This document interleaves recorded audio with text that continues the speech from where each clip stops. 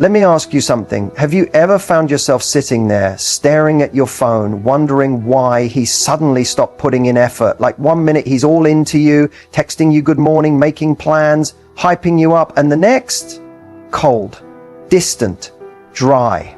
And you're left asking yourself, did I do something wrong? You didn't. But I know that feeling, that pit in your stomach when someone you cared about starts treating you like you're just an option, like you're convenient when it works for them, but disposable when it doesn't. And you start questioning yourself. Maybe I was too available. Maybe I should have waited to reply. Maybe if I just stay chill and give it time, he'll come back. But deep down, you already know what's up.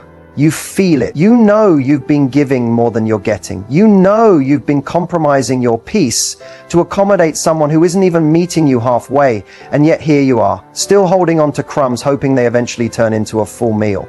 Let me tell you this with love. You are not crazy for wanting to be prioritized. You are not too much for needing consistency. You are not overreacting for expecting someone to treat you the way you treat them. Sis, you're just tired of being treated like a backup plan when you've been showing up as the whole package. And here's the truth no one tells you.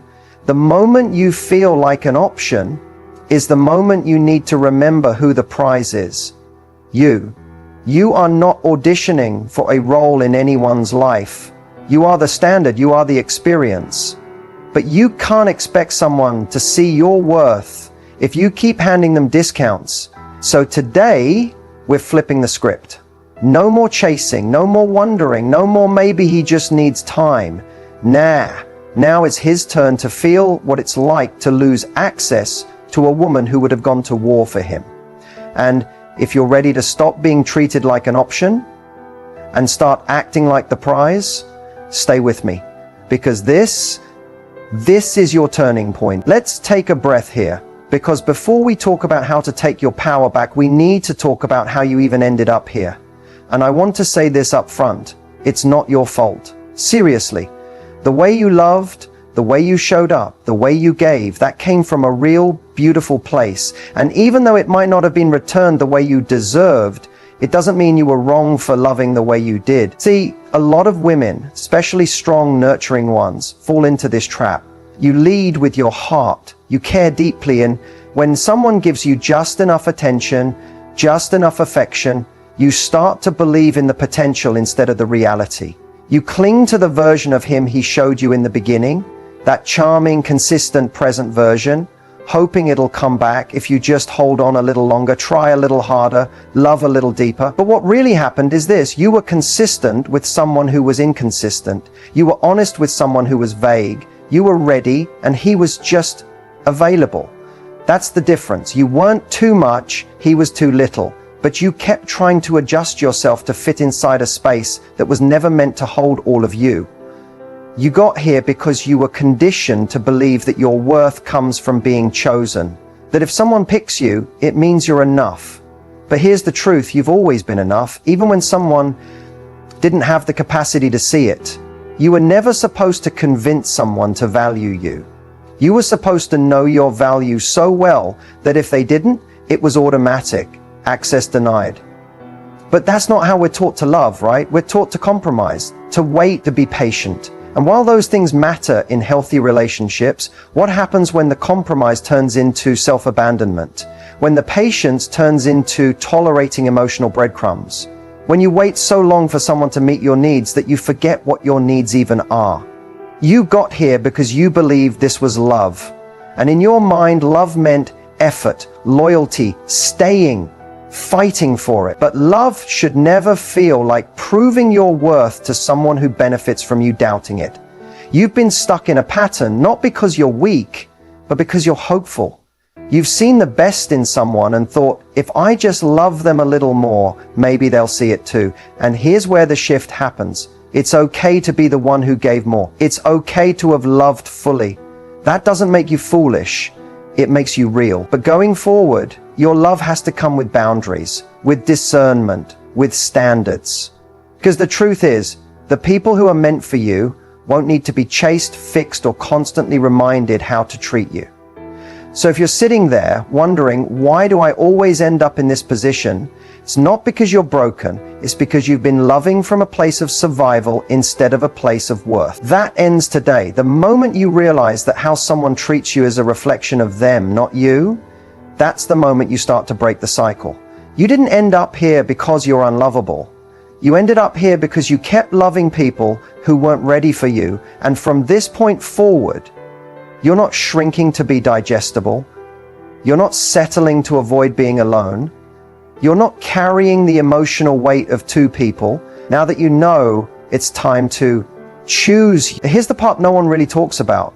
The moment you decide to pull back, truly pull back, the energy shifts. Not just in the dynamic with him, but within you. Because for the first time in a long time, you're no longer moving from desperation, confusion, or fear of losing him. You're moving from clarity, from strength, from self-respect. And let me be clear, pulling back isn't the same as playing games. This isn't about trying to manipulate or make him chase you. This is about redirecting your energy back to you. It's choosing silence over begging, peace over proving, distance over self-abandonment.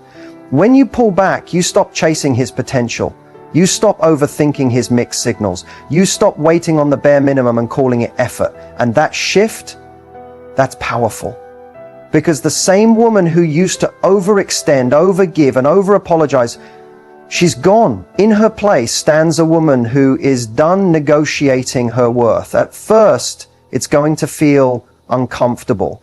You're going to want to reach out. You're going to wonder if he notices, if he cares, if he's thinking about you. But that's the detox. You're unlearning the habit of giving your love to someone who didn't handle it with care. And the discomfort? That's not weakness. It's growth. You're breaking a pattern. And here's what's wild. He will feel it. Maybe not right away, but he will. Because when a woman who always made herself available suddenly goes quiet, it speaks volumes. When you stop showing up for someone who took you for granted, they start to notice the silence. And silence can be deafening, especially to a man who got comfortable with your constant presence. He'll wonder why you stopped checking in, why your name isn't popping up on his phone anymore, why the energy shifted. And whether he says it or not, that absence creates space for realization, for reflection, and sometimes even regret. But whether he comes back or not, that's not even the point. Because this isn't about punishing him. This is about reclaiming yourself. The moment you stop pouring into someone who only took, you begin pouring into your own healing. You start seeing yourself through a new lens, not as someone who's hard to love, but as someone who is no longer willing to beg for what should be freely given. You get your time back, your emotional energy, your peace. You remember what it feels like to wake up and not immediately check your phone for his name, to eat, breathe, sleep, and exist without waiting for a response that never came fast enough. You start to fall back in love, not with him, but with you. And here's where the real power lies. When you pull back, you're not just shifting the dynamic, you're changing the story. You're no longer the girl waiting to be chosen. You're the woman who chooses herself. You're no longer asking, why doesn't he want me? You're asking, why did I ever settle for so little when I give so much? And let me tell you something. The version of you that comes out on the other side of this, she's magnetic. She doesn't chase. She attracts. She doesn't tolerate. She commands. Because when a woman reclaims her energy, that's when she becomes unreachable to anything less than she deserves. So if you're in that in-between space right now, where you're pulling back, but it still hurts, stay there, keep going. That discomfort, that's your rebirth, that's your glow up in progress. You're not losing anything, you're organic. Let's talk about the power of no contact. Not, let me ignore him to see if he notices. Not, I'll wait for him to text first, but I'll still stalk his socials. I mean real, intentional, boundary-driven no contact. The kind that protects your peace, accelerates your healing, and puts your power back where it belongs, in your hands. Because here's the thing. Silence is not weakness. Distance is not bitterness. No contact isn't about getting back at him, it's about getting back to you. When you go no contact, you're not just cutting communication, you're cutting the emotional cord that's been draining you. You're saying, I refuse to keep participating in something that confuses me, hurts me, or keeps me stuck. And that is powerful. At first, it will feel like withdrawal, especially if you were used to him being a part of your daily routine. You'll reach for your phone out of habit. You'll hear a song that reminds you of him. You'll remember something you wanted to tell him. And in that moment, you'll be tempted to break it, to send the hey text, to accidentally watch his story, to check if he's still following you. But I want you to pause, because every time you don't reach out, you're building a new version of yourself. One that doesn't depend on someone else's attention to feel whole. One that doesn't need closure from someone who couldn't give you clarity in the first place. And let's talk about what no contact does on his side. When a woman who was once available, nurturing, forgiving, suddenly becomes silent, it's a wake-up call. Men are not used to silence from a woman who once cared deeply. They're used to second chances, long paragraphs, late-night calls, and emotional labor they never earned. When that stops, the silence speaks for you. It says, I'm not angry, I'm just done. It says, you no longer have access to me, not because I hate you, but because I finally love me. That's when he starts to feel it. The absence, the weight of what he lost, not because you're playing games, but because he took for granted something real, and now it's gone. But the biggest advantage of no contact isn't about what he feels. It's about what you finally get to feel, clarity, peace, and emotional detox. Every day you hold that boundary, you remember who you were before the heartbreak. You get to hear your own voice again, not the one that was constantly questioning if you were enough. You'll notice your energy starts to come back.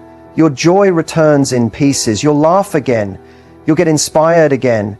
You'll realize that life is still full of magic even without him in it. And one day, without even trying, you'll think about him and feel nothing. That's when you'll know that no contact wasn't about making him suffer. It was about setting yourself free. This isn't about silence for revenge. It's about silence for recovery, for protection, for growth. Because not everyone deserves access to your softness, your presence, your energy. And when you go no contact, you send a very clear message. Not to him, but to yourself. I choose me this time. So if you're deep in the no contact phase right now, keep going. Don't break it. Don't chase. Don't check. He knows what he did. He's feeling it in ways he'll never admit out loud. And even if he doesn't, that's not your problem anymore. Because the version of you who's committed to her healing, she's not looking back. Now that you've gone no contact, you're probably facing the hardest part. Not the silence between you and him, but the noise inside your own mind. The thoughts that whisper, what if I was the problem? What if he changes for someone else? What if I just waited a little longer? That's why this next step is so important, rewiring your mindset. See, most of us were taught to chase love. We were conditioned, sometimes from childhood, to associate love with proving, earning, and fixing. If you grew up learning that love had to be fought for, that love came with conditions, or that your worth was tied to someone else's approval, then it makes sense why letting go feels so unnatural. But just because something feels familiar doesn't mean it's healthy. And just because someone didn't love you right doesn't mean you're unlovable. Rewiring your mindset starts with one core belief. You are not hard to love. Read that again. You are not too emotional, too needy, too intense, too difficult. You are not the reason he couldn't show up. He is. Because the right person won't be intimidated by your standards. They'll be inspired by them. But the wrong one, the one who benefits from your insecurities, he'll keep you in a loop of questioning yourself until you finally break free. So here's where the real work begins. Every time that old thought creeps in, the one that says, maybe if I looked different, maybe if I didn't catch feelings, maybe if I didn't care so much, you replace it actively, consistently, relentlessly. You say, no, I did my best with what I knew. I showed up with love. I communicated, I cared. That is not a weakness. And let's talk about guilt, because that's part of the rewiring too. Guilt will try to trick you into thinking you walked away too soon or gave up on someone who was just struggling. But ask yourself this: who was there for you when you were struggling in that relationship? Who supported you emotionally while you carried the entire connection? You're allowed to choose yourself without explaining why, You're allowed to leave when love stops feeling safe, supportive, and reciprocal. That's not giving up, that's growing up. That's emotional maturity. That's self-respect. Another important mindset shift: stop romanticizing potential. You didn't fall in love with him, you fell in love with the idea of him. You fell for his words, not his actions. You loved the version he showed in the beginning, not the version who left you confused, anxious, or second-guessing yourself. Real love doesn't play hide and seek. Real love doesn't need to be begged for. And finally, stop believing that being alone means being lonely. Some of your most powerful healing will happen in solitude. When you stop filling the silence with distractions or rebounds, you make space to hear you. You learn to validate your own emotions, regulate your own energy, and build a relationship with yourself that no one can take away. Rewiring your mindset means choosing new thoughts, even when the old ones feel louder. It means making your peace more important than their potential. It means loving yourself so deeply that you never again settle for someone who makes you doubt that love. So take this time not just to get over him, but to get back to you. Unlearn the patterns, break the beliefs, rebuild from the inside, because the glow up isn't just about looking better, knowing better. And trust me, the version of you on the other side of this mindset shift, she's not bitter. She's just unavailable to anyone who can't love her the way she now loves herself. There comes a moment, sometimes weeks later, sometimes months, when he starts to notice. The silence hits him. The lack of your presence, your energy, your consistent effort, it starts to echo. He scrolls through old texts, sees a memory pop up, hears your favorite song. And for the first time, he feels it. The loss. Not just the loss of a girl who used to text first, or the one who always forgave, or the one who stayed up late trying to fix things. He feels the loss of someone who brought peace into his life, who gave depth, consistency, genuine care. And suddenly it hits him. That kind of love doesn't come around twice. He might reach out with something casual, or hey, hope you're good.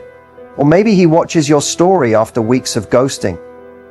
He might not say it outright, but the energy shifts. He starts to orbit again, testing the waters, trying to feel if the door is still open. But what he doesn't realize is, while he was out there entertaining options, you evolved. You're not the same girl who cried over the bare minimum. You're not sitting by the phone hoping he finally gets it. Because while he was busy being inconsistent, you were busy getting clarity. While he stayed confused, you started healing. And that's the most beautiful part of all of this. By the time he notices your absence, you've already fallen in love with your own presence. You don't respond the same. You don't react. You don't get butterflies anymore. You get boundaries. And when he tries to come back, not out of love, but out of missing the version of you that was convenient, you simply don't care anymore. Not in a bitter, revenge-driven way, but in a calm, healed, peaceful kind of way. The kind of, I wish you well, but I've moved on energy that comes from real growth. The kind of detachment that doesn't need closure because you became the closure. And that's the shift right there. You stopped seeing him as the prize. You realized the pain wasn't from losing him. It was from betraying yourself as someone who was never emotionally ready for you in the first place. That's why it doesn't hit the same when he finally shows up, because now you've outgrown the version of yourself that would have let him back in.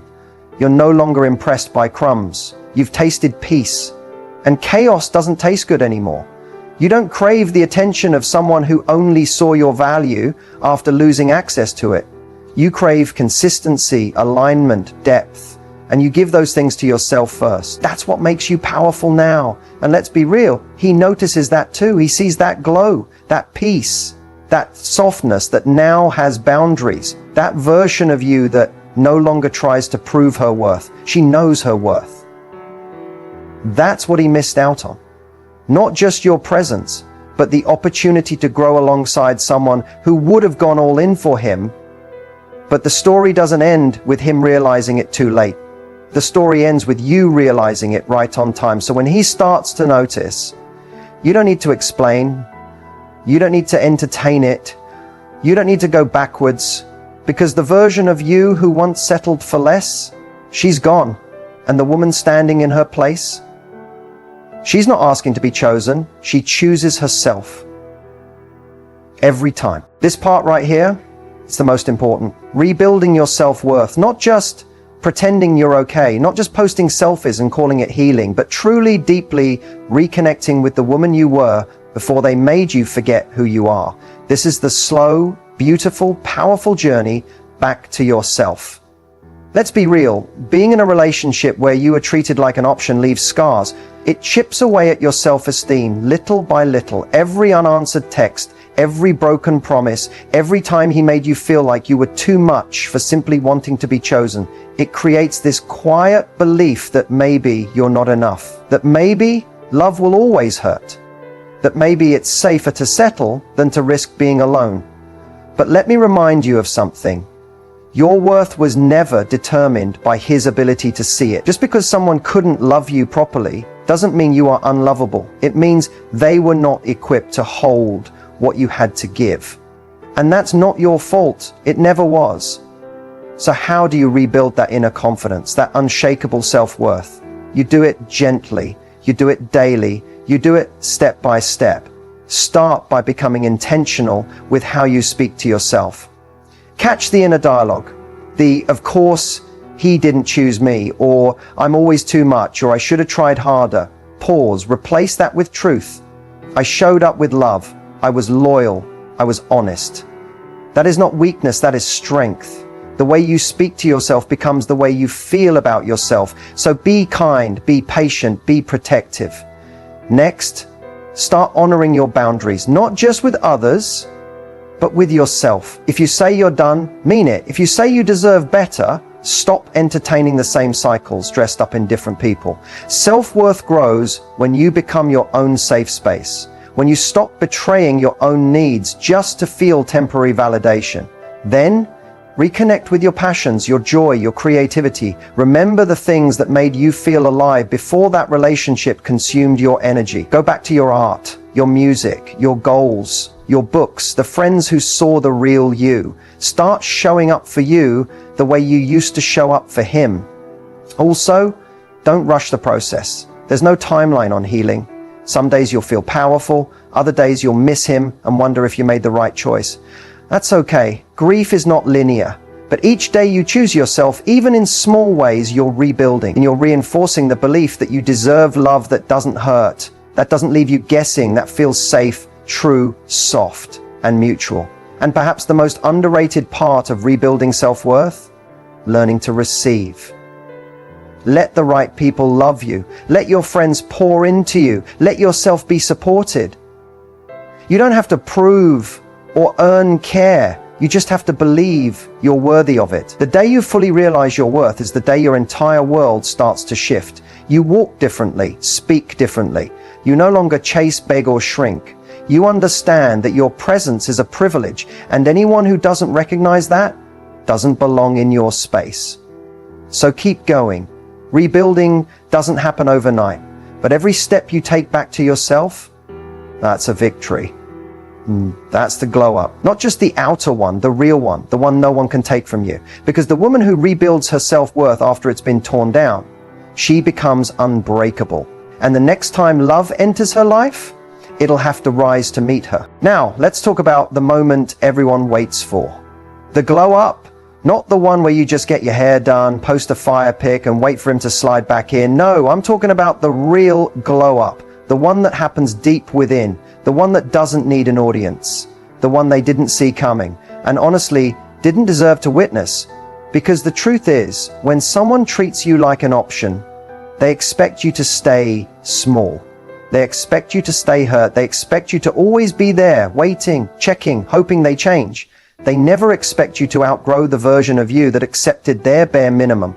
But that's exactly what you did. Your glow up started the moment you stopped explaining yourself. When you stopped trying to prove your worth to someone who never truly saw you.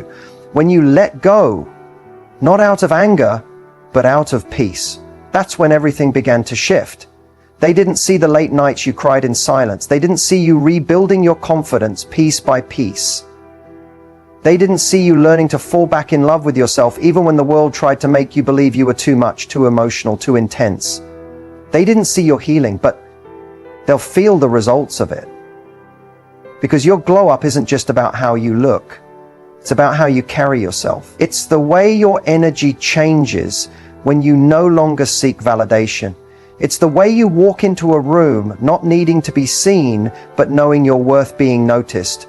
It's the power in your silence, the peace in your presence, the confidence in your standards.